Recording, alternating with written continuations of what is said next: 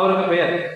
இப்ப சர்வதேச அளவில் ஆஸ்கார் விருதை வாங்கி அவர் சொல்லுகிற வார்த்தை என்ன தெரியுமா?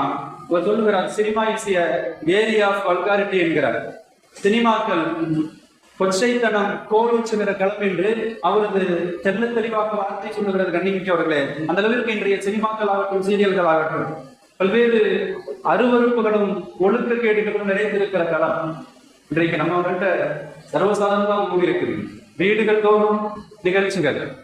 மாலை 5 மணிக்கு ஆரம்பிச்சாங்கன்னா 10 மணி வரைக்கும் வீடுகளில் ஒரு பெரும் முசீபத்தாக, ஆனாலும் அதன் பாதிப்புகளை, அதன் பெரும் மிக மோசமான விளைவுகளை உணராத சமுதாயமாக பொழுதுபோக்கு என்கிற பெயர் இன்றைக்கு அதற்குள்ளாக புதைத்து போயிருக்கிறோம். கண்ணிமிக்கவர்களே, முதலாவதாக சொல்லுவாக இருந்தார், இன்றைய சினிமாக்கள், தொலைக்காட்சிகள், அதில் வருகிற நிகழ்வுகள் ஆபாசங்களில் இருப்பிடம் என்று சொல்லலாம்.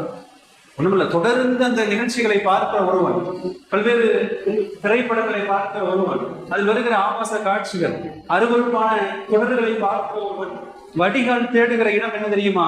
இறுதியில் அவன் வடிகால் தேடுவது விபச்சாரத்திலே போய் முடியும்.